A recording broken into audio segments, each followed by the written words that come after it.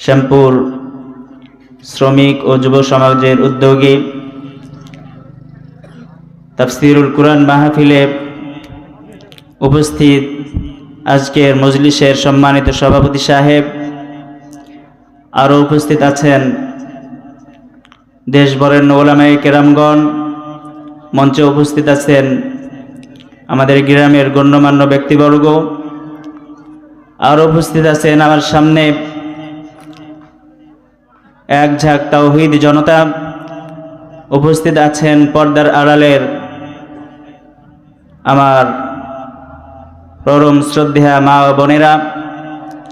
আমরা সকলেই মজলিসের শুরুতে সেই মহান রব্বুল আলামিনের দরবারে শুকরিয়া আদায় করছি যে আল্লাহ রব্বুল আলামিন আমাদেরকে অত্যন্ত মহব্বত করে তার কোরআনের মজলিসে আসার এবং বসার তৌফিক দান করেছেন। সেজন্য সকলেই কালিমাতুশ শুকরিয়া আদায় করে বলছি আলহামদুলিল্লাহ। এখানে আসার তৌফিক দিয়েছেন কে? আমাদের কোনো কৃতিত্ব আছে এখানে আসার পিছনে? আসার পিছনে একমাত্র কৃতিত্ব কার? আরো জোরে আওয়াজ করে, একমাত্র কৃতিত্ব কার? আল্লাহর নামটা নিতে ভয় লাগে, কষ্ট লাগে না ভালো লাগে? ভালো লাগে। এজন্য এমন যেন না হয় যে আমি কবর সামনে রেখে কবর জিয়ারত করছি, এমন যেন না হয়। কোনো কিছু জিজ্ঞাসা করলে আমরা সকলে উত্তর দেব ইনশাআল্লাহ, নাকি? আল্লাহ রাব্বুল আলামিন তৌফিক দান করুন, আমিন। আলোচনার শুরুতেই আমরা সকলে আমাদের নিয়াতকে দুরুস্ত করে নেই যে আজকে আমরা কারো সুরও শুনতে আসি নাই, কে কেমন ওয়াজ করতে পারে এমনও শুনতে আসি নাই, সবই গ্রামের বক্তা। এখানে কে কেমন ওয়াজ করে এটা আপনাদের সকলেরই জানা। তো এখানে আমরা শুরুতেই নিয়াতটাকে আমরা দুরুস্ত করে নেই যে আজকের আলোচনার মধ্যে আমাদের করণীয় যেগুলো পাবো সেগুলো আজ থেকে করার চেষ্টা করবো ইনশাআল্লাহ। এবং আজকে আলোচনার মধ্যে যে সমস্ত বর্জনীয় বিষয়গুলো আসবে সব বিষয়গুলো আজ থেকে বর্জন করবো ইনশাআল্লাহ। আল্লাহ রাব্বুল আলামিন তৌফিক দান করুন, বলি আল্লাহুম্মা আমিন। সম্মানিত উপস্থিতি, আজকে আপনাদের সামনে এমন একটি বিষয় নিয়ে আলোচনা করার ইচ্ছা পোষণ করেছি, এমন একটি খারাপ গুণ নিয়ে আপনাদের সামনে উপস্থিত হয়েছি, যেই খারাপ গুণটা এতটাই খারাপ, যদি কোনো পরিবারের মধ্যে কোনো একজন সদস্যের ওই গুণটা থাকে তাহলে পুরা পরিবারটাকে জ্বালিয়ে পুড়িয়ে ধ্বংস করে দেয়। ওই খারাপ গুণ যদি কোনো দলের মধ্যে থাকে তাহলে পুরা দলটাকে একেবারে শেষ করে দেয়। এমন একটি খারাপ গুণ নিয়ে আলোচনা করব আপনাদের সামনে, যেই খারাপ গুণ যদি কোনো প্রতিষ্ঠানের কোনো একজন সদস্যের মধ্যে থাকে তাহলে পুরা প্রতিষ্ঠানটাকে একেবারে জ্বালিয়ে পুড়িয়ে ছারখার করে দেয়। এমন একটি খারাপ গুণ নিয়ে আপনাদের সামনে উপস্থিত হয়েছি, যেই খারাপ গুণ যদি কোনো সমাজের মধ্যে থাকে সমাজটাকে একেবারে বিচ্ছিন্ন করে দেয়, এক থাকতে দেয় না। সেই গুণটার নাম হলো হিংসা বিদ্বেষ। গুণটার নাম কি? হিংসা বিদ্বেষ। হিংসা এমন একটি খারাপ গুণ, বিদ্বেষ, মানুষের সাথে হিংসা বিদ্বেষ পোষণ করা এমন এক খারাপ গুণ, যেখানেই থাকবে সেই জায়গাটাকে নষ্ট করে দিবে, ধ্বংস করে দিবে, পুড়িয়ে ছারখার করে দিবে। হিংসা এমন এক খারাপ গুণ, আসমানের মধ্যে আল্লাহ তাআলার সাথে সর্বপ্রথম যেই নাফরমানি করা হয়েছিল সেটার পিছনে মূল কারণ ছিল হিংসা।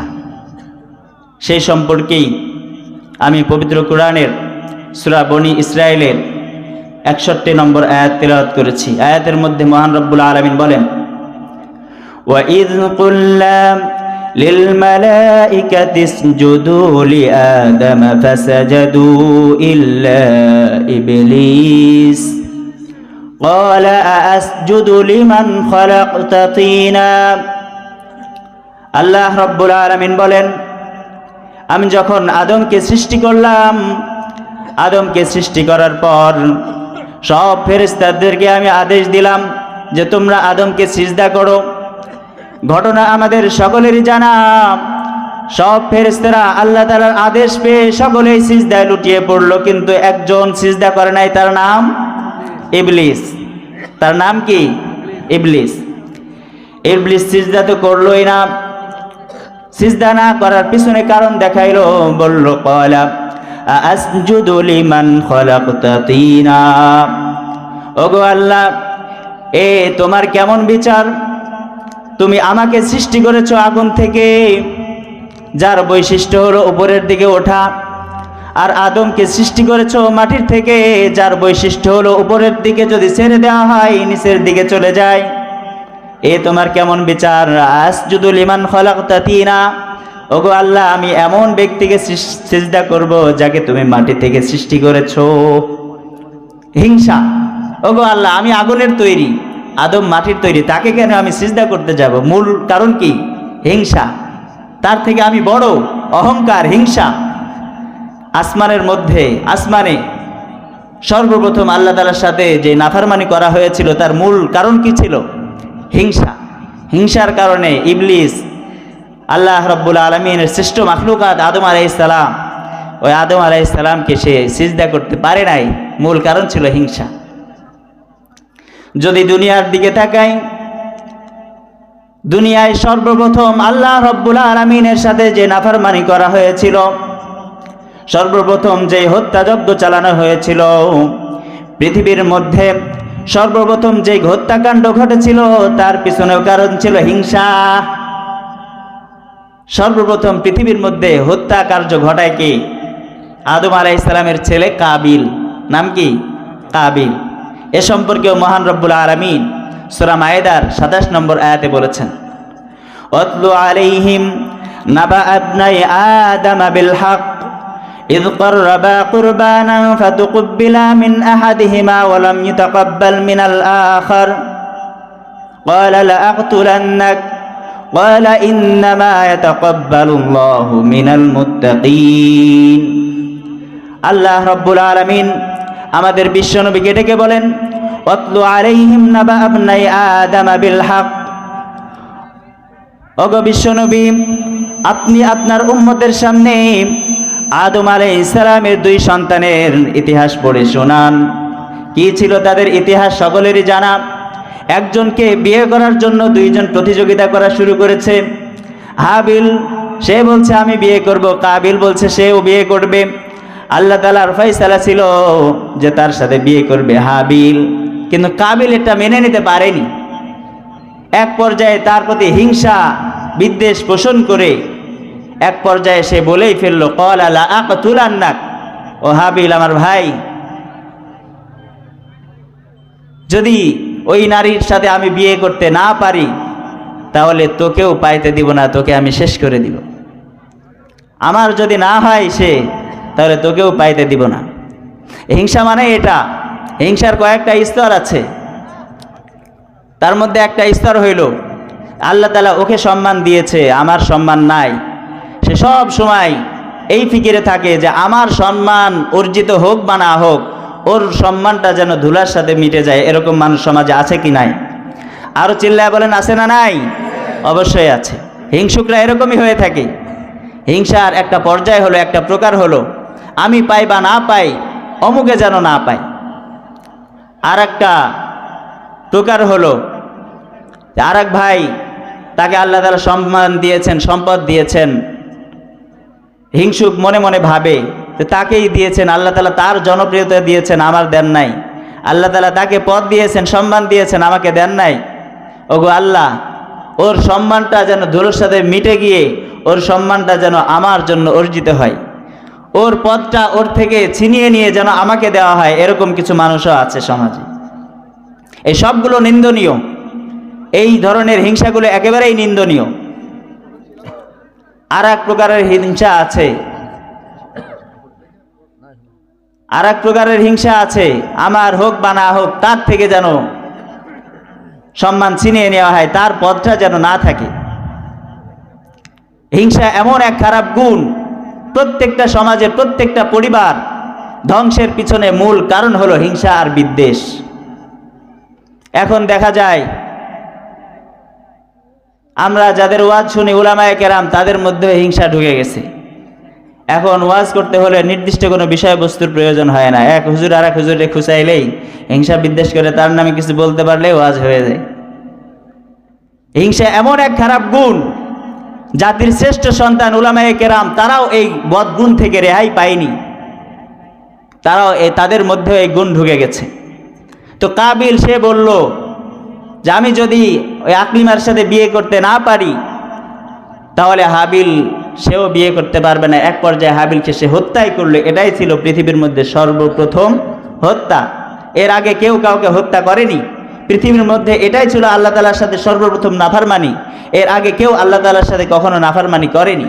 হিংসা এমন এক খারাপ জিনিস, আসমানের মধ্যে সর্বপ্রথম যে গুনাহ হয়েছিল, নাফরমানি হয়েছিল, আল্লাহ তাআলার সাথে যে অবাধ্যতা হয়েছিল, তার পিছনে মূল কারণ ছিল হিংসা। দুনিয়ার মধ্যেও সর্বপ্রথম যে গুনাহটা হয়েছিল তার পিছনে মূল কারণ ছিল হিংসা। হিংসা সম্পর্কে বিশ্বনবী সাল্লাল্লাহু আলাইহি ওয়াসাল্লাম বলেন, দাব্বা ইলাইকুম দাউল উমামি ক্বাবলাকুম হিয়াল হাসাদ ওয়াল বাগদা হিয়াল হালিকা। বিশ্বনবী সাল্লাল্লাহু আলাইহি ওয়াসাল্লাম বলেন, তোমাদের মধ্যে পূর্ববর্তী কওম, পূর্ববর্তী জাতি, পূর্ববর্তী জাতিদের একটা গুণ তোমাদের মধ্যে ঢুকবে। পূর্ববর্তী যে জাতি ছিল ইহুদি খ্রিস্টান, তাদের মধ্যে একটা খারাপ গুণ ছিল হিংসা। এ সম্পর্কে আল্লাহ রাব্বুল আলামিন সূরা বাকারার মধ্যে বলেন, ওয়াদ্দা কাসীরুম মিন আহলিল কিতাবি লাউ ইয়ারুদ্দুনাকুম বা'দা মিন বা'দি ঈমানিকুম কুফারা। আহলে কিতাবরা কামনা করে আমরা যে মুমিন ঈমানের উপরে আছি, তারা হিংসাবশত তারা কামনা করে আমরাও যেন তাদের মতো ঈমান ছেড়ে কুফরিতে পরিণত হয়ে যায়। তারা এটা চায়, ইহুদি খ্রিস্টানরা এটা চায়। আল্লাহ রাব্বুল আলামিন নিজেই সূরা বাকারার মধ্যে তুলে ধরেছেন, ওয়াদ্দা কাসীরুম মিন আহলিল কিতাবি লাউ ইয়ারুদ্দুনাকুম মিন বা'দি ঈমানিকুম কুফারা। আহলে কিতাবরা তারা আশা করে, তারা চায়, তাদের মনের চাহিদা হলো তারাও, মুমিনরাও যেন তাদের ঈমান আনার পরে যেন কাফের হয়ে যায়। কেন এটা করে? হাসাদাম মিন ইনদি আনফুসিহিম। আল্লাহ রাব্বুল আলামিন কারণ সম্পর্কে বলেন, এর পিছনে মূল কারণ হলো তাদের মধ্যে যে হিংসা আছে, হিংসাবশত তারা এটা কামনা করে। ইহুদি খ্রিস্টানরা চায় যে আমরাও যেন তাদের মধ্যে ঈমান হারা হয়ে জাহান্নামী হয়ে যায়। বলি নাউজুবিল্লাহ। তো এটা এমন এক খারাপ গুণ। বিশ্বনবী সাল্লাল্লাহু আলাইহি ওয়াসাল্লাম বলেন, দাব্বা ইলাইকুম দাউল উমামি ক্বাবলাকুম।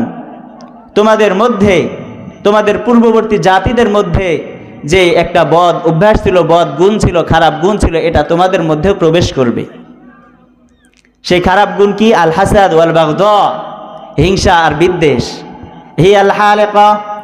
বিশ্বনবী সাল্লাল্লাহু আলাইহি ওয়াসাল্লাম বলেন, সেটা হলো মুন্ডনকারী, একবারে ছিলে ফেলে দেয়। আমরা যদি একটা বিলেট নিয়ে আমাদের মাথায় বুলাই, আমাদের মাথায় আর চুলগুলো থাকে, চুলগুলো আর থাকে না, সব মুন্ডিয়ে যায়। বিশ্বনবী বলেন এই হাসাদ হলো একবারে মুন্ডনকারী, মুন্ডন করে দেয়, ছিলে ফেলে দেয়। বিশ্বনবী বলেন, লা আকুলু তাহলিকুশ শারা ওয়ালাকিন তাহলিকুদ্দিন। বিশ্বনবী বলেন, তোমরা এটা মনে করিও না যে এই মুন্ডনকারী মাথার চুলকে মুন্ডন করে দেয়, এমনটা না। বরং এই গুণ, খারাপ গুণ যদি কোনো ব্যক্তির মধ্যে থাকে, ওই ব্যক্তির মধ্যে যে যদি দিন থাকে, ধর্ম থাকে, ঈমান থাকে, ঈমানটাকেই বের করে দেয়। নাউজুবিল্লাহ। বিশ্বনবী বলেন হাসাদ, হিংসা এমন এক খারাপ গুণ, এই খারাপ গুণ কোনো ঈমানদারের মধ্যে যদি থাকে তাহলে ঈমানটাকে তাহলিকুদ্দিন, তার দিনকে, ঈমানকে একবারে বিনাশ করে দেয়, এমন এক খারাপ গুণ। তাহলে আমরা একটা পাইলাম হিংসার একটা অপকারিতা, একটা ক্ষতির সাইড পাইলাম কি? এটা কোনো মানুষের মধ্যে, ঈমানদারের মধ্যে থাকলে ঈমানকেই বের করে দেয়, ঈমানকে একবার কি করে দেয়? বের করে দেয়। বিশ্ববরেণ্য কবি ফরিদউদ্দিন আত্তার রহমতুল্লাহ আলাইহি তার কবিতার মাধ্যমে বলেছেন, হর কে বাশদ আহলে ঈমান আজিজ পাকে দারদ চার চीज, चार चीज।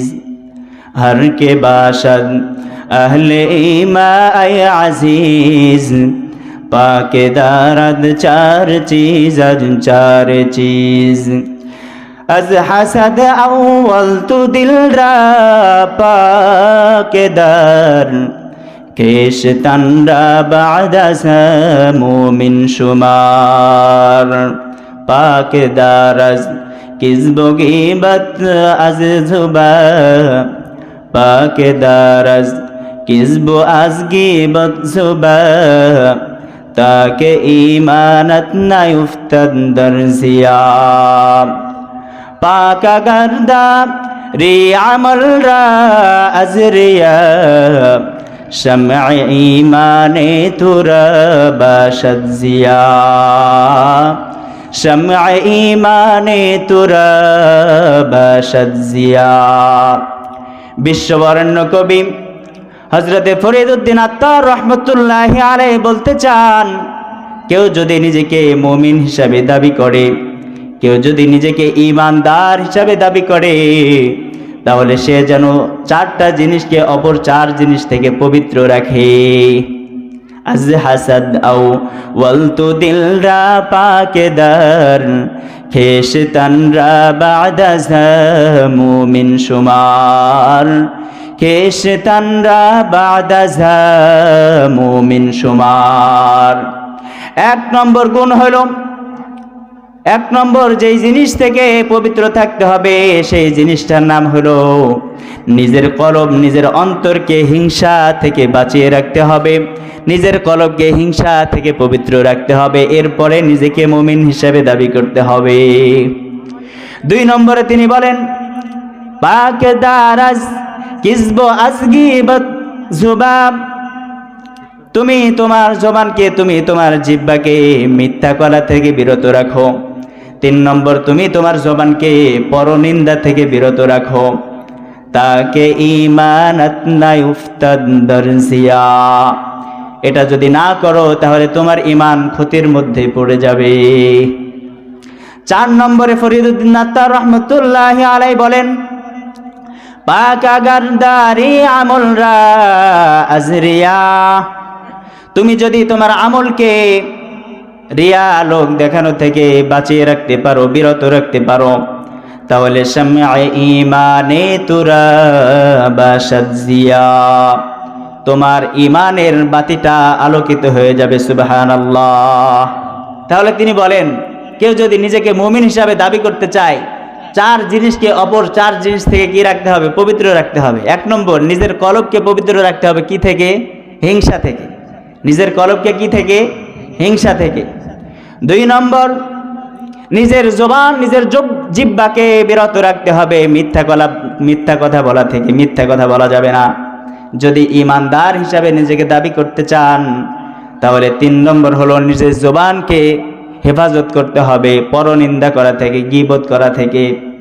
আজকে আমাদের মধ্যে বিশেষ করে আমার শ্রদ্ধেয়া মা বোনেদের মধ্যে এই খারাপ গুণটা একবারে মহামারী হিসাবে তাদের মধ্যে প্রবেশ করেছে, গীবত। তারা কিন্তু ধর্মীয় দিক থেকে একেবারেই উদাসীন, নামাজ পড়ে না। নামাজ পড়তে বললে আপনি নামাজ পড়েন না কেন? সময় পায় না, বাড়িতে সারাদিন কাজ। আবার দেখি পাশের বাড়ির বুবুর সাথে সারাদিন আলাপ করে যায়। কি যে আলাপ করে, কোরআন হাদিসের আলাপ করে মনে হয় নাকি? হ্যাঁ, আর এক বুবুর নামে গীবত গায়। আবার বলে দেয় যে বুবু এই কথাটা তোমাকে আমি বললাম, তুমি যে আর একজনটার বলো না। আছে না নাই? আছে। নামাজ পড়তে বললে সময় পায় না, কিন্তু আর এক বুবুর সামনে পাশের বাড়ির আর এক প্রতিবেশীর কি করে? গুনাগুন গায় আর কি। তাদের ব্যাপারে তো খারাপ ধারণা পোষণ করা যাবে না। গুনাগুন গায় এবং বলে যে তুমি এই কথা আর কাউরে বলো না, আমাকে অমুকরে বলতে নিষেধ করছিল, তাও তোমারে বলছি, তুমি যেন আর কাউরে বলো না। আছে না নাই? এজন্য এটা একবারে খুব খারাপ গুণ। আল্লাহ রাব্বুল আলামিন গীবত সম্পর্কে সূরা হুজরাতের মধ্যে বলেন ইয়া আইয়ুহাল্লাযীনা আমানু ইজতানিবু কাসীরাম মিনায-যন্নি ইন্না বা'দায-যন্নি ইসমুন ওয়া লা তাজাসসু ওয়া লা ইয়াগতাব বা'দুকুম বা'দা আইয়ুহিব্বু আহাদুকুম আন ইয়াকুলা লাহমা আখিহি মাইতা। আল্লাহ রাব্বুল আলামিন বলেন, তোমরা একে অপরের গীবত করো না। তোমাদের মধ্যে কি এমন কেউ আছে যে সে পছন্দ করবে তার মৃত ভাইয়ের গোশত খাবে? এরকম কেউ আছে যে কেউ পছন্দ করবে আমার ভাই মারা গেছে, ওই ভাইয়ের গোশতটা আমি কেটে কেটে খাবো? এরকম কে আছেন? হাত তুলেন তো। কেউ নাই, এটা কেউ পছন্দ করে না। আল্লাহ রাব্বুল আলামিন গীবত করাকে মৃত ভাইয়ের গোশত খাওয়ার সাথে তুলনা করেছেন। এজন্য মারাত্মক এক গুনাহ। এজন্য ফরিদউদ্দিন আত্তার রহমতুল্লাহি আলাইহি বলেন যে নিজের জুবানকে, 3 নম্বর, নিজের জুবানকে বিরত রাখতে হবে গীবত করা থেকে, পরনিন্দা করা থেকে। আমরা আপনারা মনে করি গীবত মানে একজনের মধ্যে একটা দোষ নাই সেটা বলা মানুষের কাছে, এটার নাম গীবত। এটা ভুল ধারণা। একজনের মধ্যে একটা দোষ আছে, সেই দোষটাই আপনি আরেকজনের সামনে চর্চা করছেন, এটার নাম হলো গীবত। দোষ থাকলে সেই দোষটা আরেকজনের সামনে বলা, এটার নাম কি? গীবত। আর দোষটা যদি না থাকে সেটা যদি বলেন তাহলে এটা হবে অপবাদ। অপবাদ এটা আরো মারাত্মক। গীবত, অপবাদ সবগুলোই মারাত্মক। এজন্য আল্লাহ তাআলা আমাদের সকলকে এগুলো থেকে হেফাজত রাখেন, বলি আল্লাহুম্মা আমিন।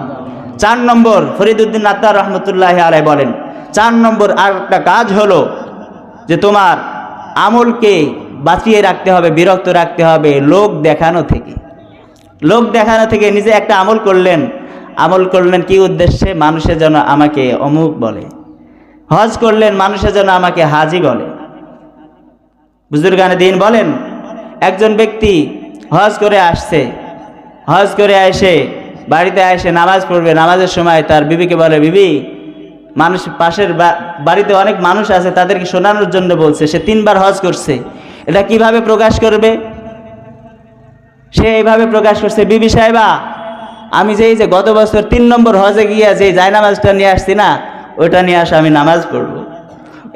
এভাবে তো সরাসরি তো মানুষের সামনে প্রকাশ করতে পারছে না, 3 বার হজ করছে। প্রকাশ করছে কেমনে? বিবি সাহেবা, আমি এই যে গত বছর 3য় নম্বর হজে যেই জায়নামাজটা আনছি, ওই জায়নামাজটা আমার সামনে নিয়ে আসে, একটু নামাজ পড়বো। সব শেষ। 3 বার যে হজ করছে, সব হজের সওয়াব একটাও আর নাই। এই জন্য আমরা যে আমল করব, কোনো আমল, প্রত্যেকটা আমলই করব কার জন্য? একমাত্র আল্লাহ তাআলাকে সন্তুষ্ট করার জন্য। পৃথিবীর অন্য কোনো উদ্দেশ্য যদি আমার আপনার থাকে তাহলে এই আমল আমাকে পরকালে মুক্তি দিতে পারবে না। এজন্য আমরা এই 4 জিনিস থেকে 4 জিনিস পবিত্র রাখবো। আল্লাহ রাব্বুল আলামিন তৌফিক দান করুন, বলি আল্লাহুম্মা আমিন। যে কথা বলছিলাম যে কোনো ব্যক্তির মধ্যে যদি, কোনো মুমিন ব্যক্তির মধ্যে যদি হিংসা নামক এই খারাপ গুণটা থাকে, বিশ্বনবী বলেন তাহলিকুদ্দিন, একটা ব্লেড যেমন মাথার সব চুলগুলোকে মুন্ডন করে দেয়, কোনো মুমিন ব্যক্তির মধ্যে যদি হিংসা নামক এই খারাপ গুণটা থাকে তাহলে তার দ্বীনকে, তার ঈমানকে একেবারে ধ্বংস করে দেয়, নিঃশেষ করে দেয়। বিশ্বনবী আরো বলেন লা ইয়াজতামিআন ফি কলবি আবদিন আল ঈমান ওয়াল হাসাদ, কোনো মুমিন ব্যক্তির হৃদয়ে 2টা জিনিস একসাথে থাকতে পারে না। কয়টা জিনিস? 2টা জিনিস। একজন নিজেকে মুমিন হিসাবে দাবি করে, তার মধ্যে 2টা জিনিস একসাথে থাকতে পারবে না। একই জায়গায় আলো এবং অন্ধকার থাকতে পারবে? এখানে লাইট আছে, এখানে আলো আবার অন্ধকার, 2টা এক জায়গায় একত্রিত হতে পারবে? কখনো সম্ভব না। বিশ্বনবী বলেন লা ইয়াজতামিআন ফি কলবি আবদিন আল ঈমান ওয়াল হাসাদ, কোনো ব্যক্তির হৃদয়ে 2টা জিনিস একসাথে একত্রিত হতে পারে না। 1 নম্বর হলো ঈমান, 2 নম্বরের নাম হলো হিংসা। এই ঈমান আর হিংসা নামক 2টা জিনিস এক জায়গায় একসাথে একত্রিত হতে পারে না। তার মানে আমার আপনার মধ্যে যদি হিংসা থাকে, বুঝবেন আমার আপনার মধ্যে কি নাই? ঈমান নাই। আর আমার আপনার মধ্যে যদি ঈমান বাস্তব অর্থে থাকে তাহলে হিংসা রাখা যাবে না, একবারে হিংসা রাখা যাবে না। তাহলে হিংসার 1 নম্বর ক্ষতি কি পাইলাম? হিংসা একবারে ঈমানকে কি করে দেয়? নষ্ট করে দেয়। 2 নম্বর ক্ষতি, সুনানে আবু দাউদের মধ্যে ইমাম আবু দাউদ রহমতুল্লাহি আলাইহি তার সুনান গ্রন্থে উল্লেখ করেন ইয়াকুম ওয়াল হাসাদা ফাইন্নাল হাসাদা ইয়াকুলুল হাসানাত কামা তাকুলুন নারুল হাতাব।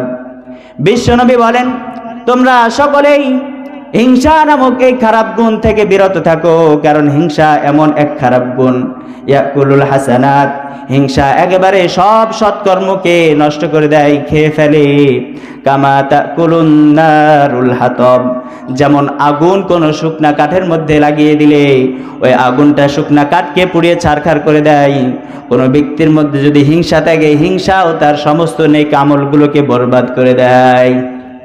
আপনার মধ্যে যদি নেক আমল করে থাকেন, ভালো কাজ করছেন, নামাজ রোজা সব কিছু করছেন, আপনার মধ্যে হিংসা কাজ করছে, আরেক ভাইয়ের প্রতি হিংসা করেন, পাশের বাড়ির আরেক ভাইয়ের প্রতি হিংসা করেন, একই বিভাগে চাকরি করেন, আর এক চাকরিজীবী আপনার সহকর্মী, তার প্রতি আপনি বিদ্বেষ পোষণ করেন, হিংসা পোষণ করেন, বিশ্বনবী বলেন এই হিংসা যদি কারোর মধ্যে থাকে তাহলে তার সমস্ত নেক আমলগুলোকে বরবাদ করে দেয়।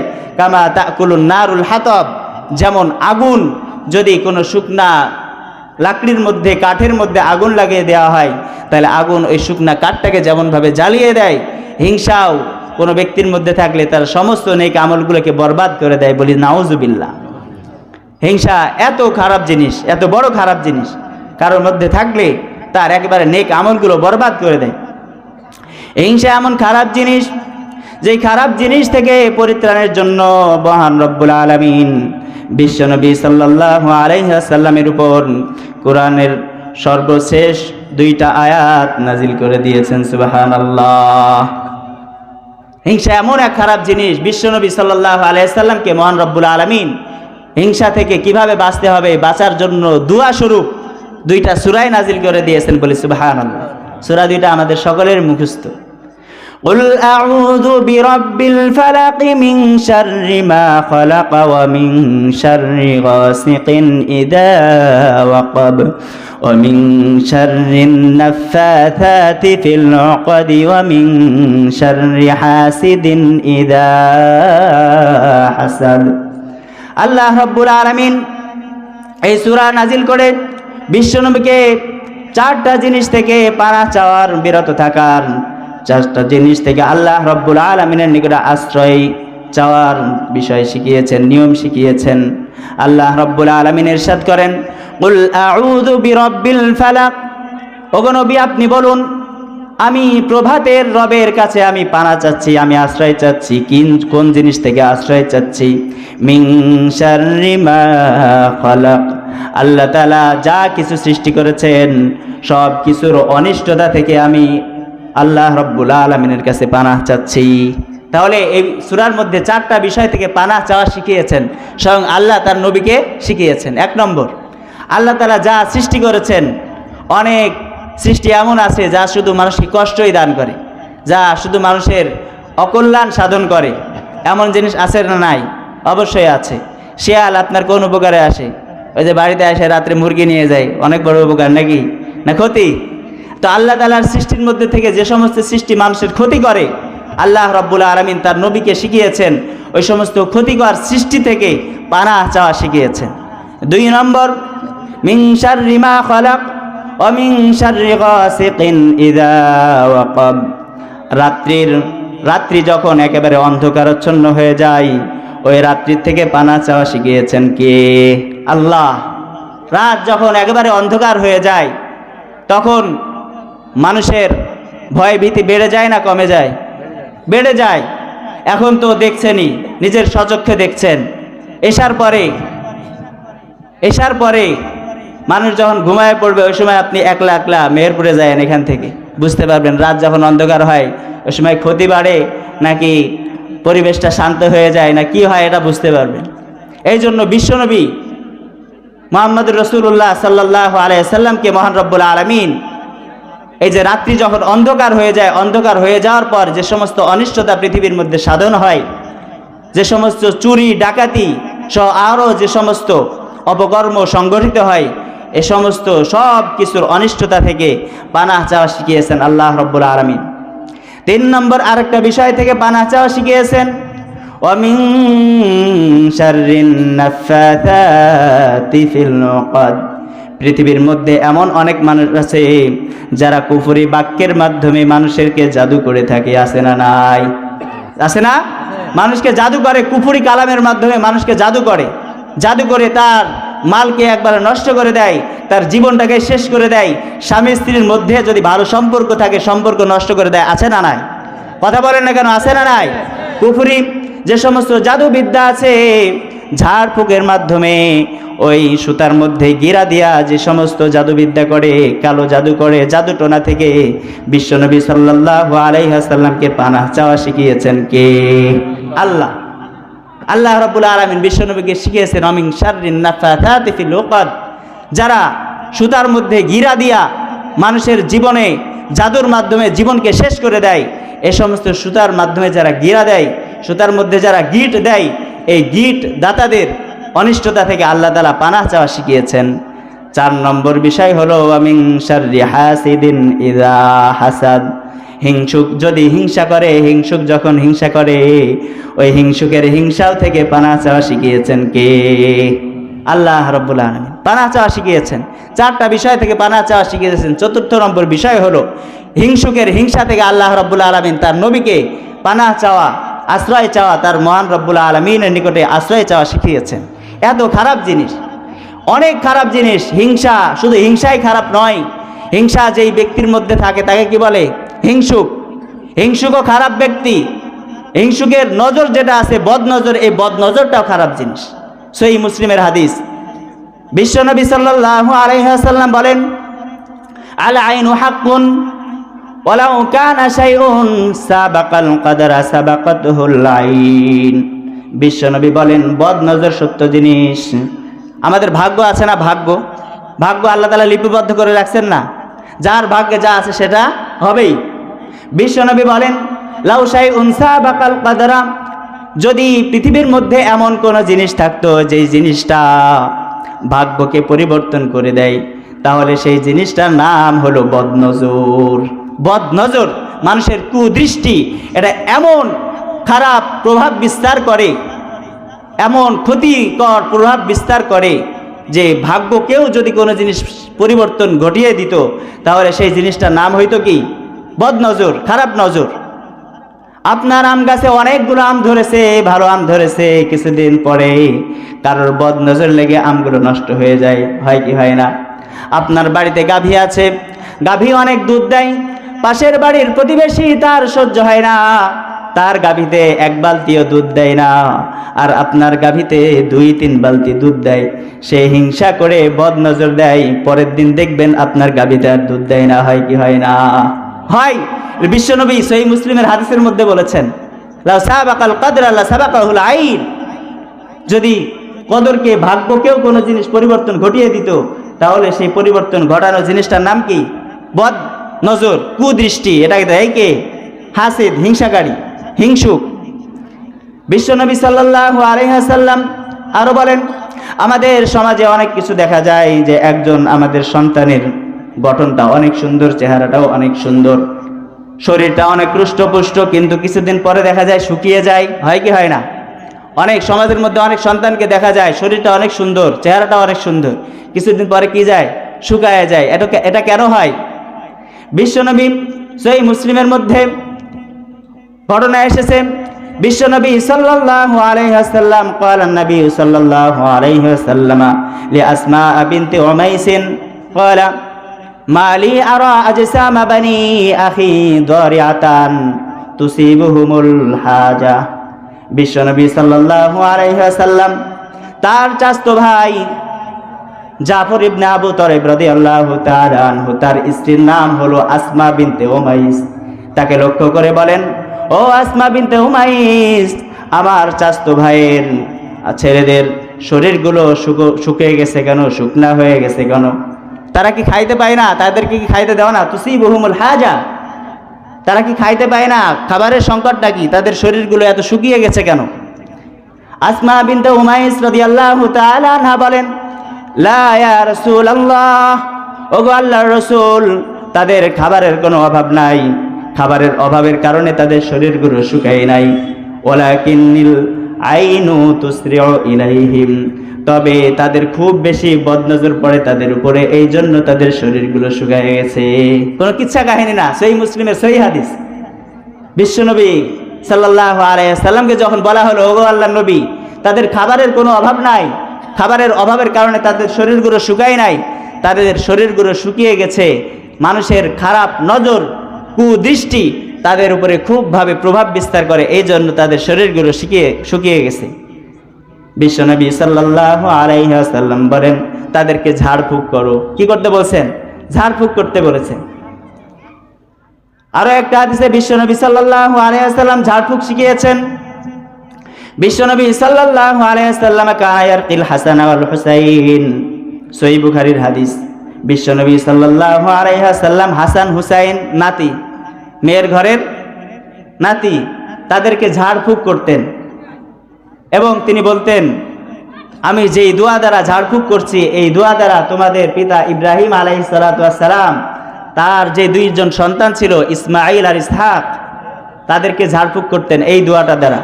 দোয়াটা কি?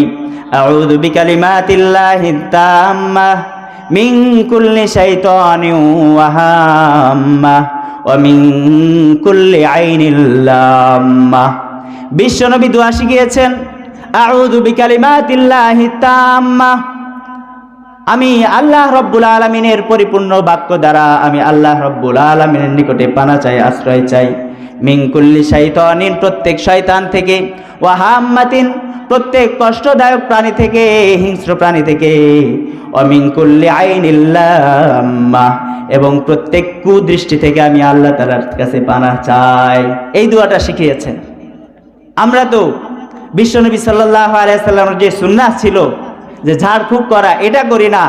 মাদুলিওয়ালা, তাবিজওয়ালা, কুফুরি কালাম দিয়ে তাবিজ করে বেড়ায়, তাদের কাছে দৌড়ায় বেড়ায়। সুন্নাহর দিকে আমরা তাকাই না। অথচ সহিহ বুখারীর হাদিস, বিশ্বনবী সাল্লাল্লাহু আলাইহি ওয়াসাল্লাম ছোট ছোট সন্তানদের যদি কোনো অনিষ্টতা হয়, কোনো যদি বালা মুসিবত আসে, বিশ্বনবী সাল্লাল্লাহু আলাইহি ওয়াসাল্লাম দোয়া শিখিয়েছেন আউযু বিকালিমাতিল্লাহি তাম্মাহ মিন কুল্লি শাইতানিন ওয়া হাম্মাহ ওয়া মিন কুল্লি আইনিল লাম্মাহ। এই দোয়াটা পড়ে ছোট ছোট সন্তানাদি বাচ্চা যারা আছে তাদেরকে ফু দেওয়া নবীজির সুন্নাত, নিজেও দিতেন এবং তিনি বলেছেন ইব্রাহিম আলাইহিস সালাম তাদের সন্তানদেরকে দিতেন। এই জন্য বলছিলাম কুদৃষ্টি এমন এক খারাপ জিনিস, কুদৃষ্টি কোনো ফসলের উপর পড়লে ফসলকে নষ্ট করে দেয়। কুদৃষ্টি যদি কোনো ভালো সন্তানের উপরে, রুষ্টপুষ্ট শরীর বিশিষ্ট কোনো সন্তানের উপরে যদি কুদৃষ্টি পড়ে, তার শরীরটাকে একেবারে নষ্ট করে দেয়। এই জন্য কুদৃষ্টি থেকে বাঁচার জন্য সূরা ফালাক এবং এই দোয়াটা করতে হবে। এই জন্য হিংসা এমন খারাপ জিনিস, শুধু যার প্রতি হিংসা করা হয় তারই ক্ষতি করে না, যে হিংসা করে তারও ক্ষতি হয়। হয় কি হয় না? যে আরেকজনের প্রতি হিংসা করে সে তো সবসময় টেনশনে থাকে যে কি বাবা আমি তার প্রতি এত হিংসা করছি আর দিন দিন তার যে উন্নতি হয়ে যাচ্ছে, সব সময় তার উন্নতি, তার কিভাবে ক্ষতি হয়, তার ধন সম্পদ, তার পদ কিভাবে শেষ হয়ে যায়, এই ফিকিরে সে মগ্ন থাকে। এই হলো হিংসু। আব্বাসীয় খেলাফতকালে খলিফা মুতাসিম, একটা ঘটনা এসেছে। আব্বাসীয় খেলাফতকালে খলিফা মুতাসিমের দরবারে গ্রাম থেকে একজন যুবক এসেছে তার দরবারে। তো উনি আসার পরে ওনার কথার যেই বচনভঙ্গি এবং কথার যে মাধুর্যতা আমিরুল মুমিনিন খলিফা মুতাসিম বিল্লাহ তাকে খুব আকৃষ্ট করেছে। উনি তাকে নিজের আস্থাভাজন করে নিয়েছেন এবং তার পাশে একটা সিট দিয়েছেন, তার পাশে একটা আসন দিয়েছেন যে তুমি আমার সবসময় আমার পাশেই থাকবা। তো রাজ দরবারে যারা পুরনো মন্ত্রী থাকে এরা যদি দেখে নতুন একজন মানুষ গ্রাম থেকে উঠে আসছে, মাঠ থেকে উঠে আসছে, আর সে প্রেসিডেন্টের খুব আস্থাভাজন হয়ে গেছে, তার হিংসা হবে কি হবে না? যে আমরা 10 বছর ধরে বাদশার খেদমত করছি আর আজকে এসে বাদশার একেবারে অন্তর্মহলে নিয়ে গেছে, তো হিংসা স্বাভাবিক হবে। তো একজন মন্ত্রী হিংসা করা শুরু করছে তার উপরে। এখন তাকে কিভাবে দমানো যায়, বাদশার কাছ থেকে তাকে কিভাবে সরানো যায়, সে প্ল্যান এঁটে সে ওই যুবককে তার বাড়িতে দাওয়াত দিয়েছে। দাওয়াত দিয়া যে খাবারটা খাওয়াইছে, খাবারে শুধু পেঁয়াজ আর পেঁয়াজ যুক্ত, কাঁচা পেঁয়াজ যুক্ত কোনো খাবার খাইলে তো মেশকা অম্বরের সুঘ্রাণ আসে নাকি? হ্যাঁ, পেঁয়াজের দুর্গন্ধ আসবে মুখ থেকে, সারাদিন পেঁয়াজের দুর্গন্ধ আসবে। তো ওই যুবক ওই খাবার খেয়েছে, কি আর করার, দাওয়াতি মেহমান, মেজবান যা দিয়েছে তাই তো খাইতে হবে। তো খাইছে, খাওয়ার পরে ওই মন্ত্রী এখন বাদশার দরবারে আসছে। বাদশার দরবারে এসে বাদশাকে কান পড়া দিচ্ছে যে বাদশাহ আপনি ওই যুবকটা গ্রাম থেকে উঠে আসছে, তাকে তো আপনার একেবারে আপনার পাশেই একটা আসন দিয়ে দিয়েছেন, সে আপনার ব্যাপারে কি মন্তব্য করে আপনি কি জানেন? এমনভাবে বলছে যে আরও আগ্রহী হচ্ছে, কি বলে একটু বলো দেখি। তো বাদশার কাছে বলছে যে আপনার মুখ থেকে নাকি দুর্গন্ধ আসে, এই কথাটা বলছে কে? ওই যুবক। অথচ দুর্গন্ধ আসার কথা কার মুখ থেকে? ওই যুবকের মুখ থেকে। সে তো পেঁয়াজ খেয়েছে, বাদশা তো আর পেঁয়াজ খায় নাই। তো বাদশাহকে যখন এই কথা বলেছে যে আপনার যাকে আপনি আপনার পাশে একটা সিট দিয়েছেন, আসন দিয়েছেন, সে তো আপনার ব্যাপারে এই বদনাম করে যে আপনার মুখ থেকে দুর্গন্ধ বের হয়। বলে তাই নাকি? বলে হ্যাঁ, বিশ্বাস না হলে আপনি তাকে ডেকে দেখেন। তার যখন ডাকছে, যুবক ভাবছে যে বাদশার সাথে কথা বলবো, আর খেয়ে আসছি তো আমি কি পেঁয়াজ, পেঁয়াজ খেয়ে আসছি, বাদশার সাথে কথা বলবো, আমার মুখ থেকে তো দুর্গন্ধ বের হবে, এটা বাদশার সামনে তো খুব একটা ভালো দেখায় না।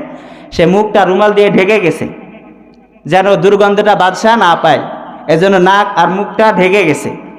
এখন এইভাবে যখন গেছে, বাদশাহ মনে করছে আসলেই তো তাই, আমার মুখ থেকে মনে হয় দুর্গন্ধ বের হয়, ওই জন্য সে তার নাক ঢেকে আছে। অথচ বিষয়টা পুরোটাই উল্টা। তো বাদশাহ যখন তার বিশ্বাস হয়ে গেল যে আসলেই তো, তখন বাদশাহ তাকে একটা চিঠি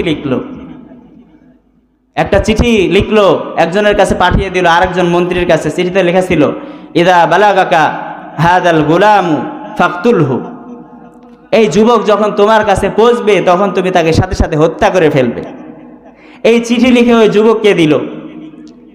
ওই যুবক নিয়ে চিঠিটা, ও তো আর গ্রাম্য ব্যক্তি, লেখাপড়া জানে না, চিঠিটা নিয়ে যাচ্ছে, খামের মধ্যে চিঠিটা পুরে নিয়ে যাচ্ছে অমুক ব্যক্তির কাছে, কিন্তু গেলেই তো তাকে হত্যা করবে। ওই যেই মন্ত্রী হিংসা করেছিল, সে ভাবছে হয়তোবা বাদশাহ তাকে উপহার দিয়েছে, তাকে চিঠি লিখছে, একজনের কাছে যাইতে বলছে, তার কাছে গেলে মনে হয় উপহার, কোনো উপঢৌকন দিবে। সে তা ওই যুবককে থামাইছে, ভাই থামো, তুমি কই যাচ্ছ? বলে বাদশাহ চিঠিটা অমুক মন্ত্রীর কাছে নিয়ে যেতে বলছে। বলছে তোমার কষ্ট করে যাওয়ার দরকার নাই, চিঠিটা আমারে দাও। সে ভাবছে কি পুরস্কার দিবে, অমুক মন্ত্রীর কাছে গেলে পুরস্কার। চিঠিটা নিয়ে সে গেছে, আর যখন ওই মন্ত্রীর কাছে গেছে, সাথে সাথে তারে হত্যা করে ফেলছে। যখন বাদশার কানে আসছে যার অমুক মন্ত্রীকে হত্যা করে ফেলছে, অথচ বাদশাহ মন্ত্রীকে হত্যা করতে বলে নাই, হত্যা করতে বলছে যুবককে, তখন ওই বাদশাহ ওই মন্ত্রীকে ডাকছে, এই তুমি কেন আমার এই অমর মন্ত্রীকে হত্যা করলা? তাকে তো হত্যা করতে বলিনি। সে বলছে চিঠি তো ওই নিয়ে গেছিল, আপনার চিঠিতে লেখা ছিল চিঠি যে নিয়ে যাচ্ছে তাকে যেন সাথে সাথে হত্যা করে ফেলে, চিঠি তো ওই মন্ত্রী নিয়ে গেছিল। এই সময় ওই যুবককে ডাকলেন বাদশাহ মুতাসিম বিল্লাহ, খলিফা মুতাসিম বিল্লাহ ডেকে বললেন যে কি ব্যাপার, কি হয়েছে, পুরা ঘটনা খুলে বলো। ওই সময় পুরা ঘটনা খুলে বলে যখন বলা হলো, তখন খলিফা বললেন যে হিংসুক সে তার উপযুক্ত শাস্তিই পেয়েছে। হিংসুক যে হবে শাস্তি তো সেই পাবে যার প্রতি হিংসা করা হবে।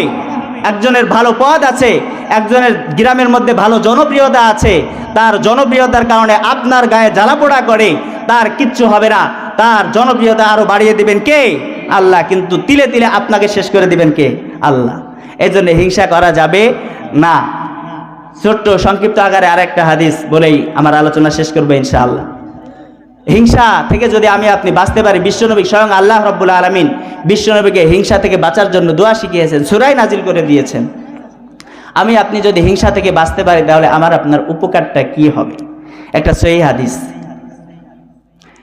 বিশ্বনবী সাল্লাল্লাহু আলাইহি ওয়াসাল্লামের সাহাবী হযরতে আনাস রাদিয়াল্লাহু তাআলা আনহু বলেন, কুন্না জুলুসান মা রাসূলিল্লাহি সাল্লাল্লাহু আলাইহি ওয়াসাল্লাম, আমরা একবার বিশ্বনবী সাল্লাল্লাহু আলাইহি ওয়াসাল্লামের কাছে বসা ছিলাম। বসা থাকা অবস্থায় বিশ্বনবী সাল্লাল্লাহু আলাইহি ওয়াসাল্লাম বলেন, তোয়ালা আলাইকুমুল আন রাজুলুম মিন আহলিল জান্নাহ। ওগো আমার সাহাবীরা, তোমরা বসে থাকো, এখন আমাদের নিকটে এমন একজন ব্যক্তি প্রবেশ করবে, যে ব্যক্তিটা দুনিয়াতে থাকলেও সে জান্নাতবাসী। বলি সুবহানাল্লাহ। এখন আমাদের সামনে এমন একজন ব্যক্তি আসবে, যে ব্যক্তিটা একবারে জান্নাতের অধিকারী। ইমাম নাসিরউদ্দিন আলবানী রহমতুল্লাহি আলাইহি হাদিসটাকে সহিহ বলেছেন। তো আনাস ইবনে মালিক রাদিয়াল্লাহু তাআলা আনহু তিনি হাদিস বর্ণনা করে বলেন, বিশ্বনবীর দরবারে একবার বসা ছিলাম, একজন হঠাৎ বিশ্বনবী বললেন, ইয়াতলু আলাইকুমুল আনা রাজুলুম মিন আহলিল জান্নাহ। এখন তোমাদের নিকটে এমন একজন ব্যক্তি আসবে, সে দুনিয়াতে থাকলেও সে তার নামটা কোথায় আছে? জান্নাতে আছে, সে জান্নাতের অধিকারী। দ্বিতীয় দিন আবার বসা ছিলাম, বিশ্বনবী সাল্লাল্লাহু আলাইহি ওয়াসাল্লাম আবার ঘোষণা দিলেন, ইয়াতলু আলাইকুম আল আনা রাজুলুম মিন আহলিল জান্নাহ। এখন তোমাদের নিকটে এমন একজন ব্যক্তি প্রবেশ করবে, যে হলো জান্নাতের অধিকারী। প্রথম দিন যে ব্যক্তি এসেছিল দ্বিতীয় দিনও সেই ব্যক্তি এসেছে। তৃতীয় দিন বিশ্বনবী সাল্লাল্লাহু আলাইহি ওয়াসাল্লাম বলেন, ইয়াতলু আলাইকুমুল আনা রাজুলুম মিন আহলিল জান্নাহ, তোমাদের নিকটে এখন এমন একজন ব্যক্তি প্রবেশ করবে যে জান্নাতের অধিকারী। ওই সাহাবীদের মধ্যে আব্দুল্লাহ ইবনে আমর ইবনে আস রাদিয়াল্লাহু তাআলা আনহু নামক একজন সাহাবী ছিলেন। তার মনে আগ্রহ জাগলো যে কি জন্য বিশ্বনবী তাকে জান্নাতের সার্টিফিকেট দিলেন, কি জন্য বিশ্বনবী তাকে জান্নাতি বললেন। সেই কারণ উদ্ঘাটন করার জন্য সে ছটফট করতে লাগলো। লাল গোলাপ শুভেচ্ছা, লাল গোলাপ শুভেচ্ছা। সম্মানিত উপস্থিতি, আমাদের মাঝে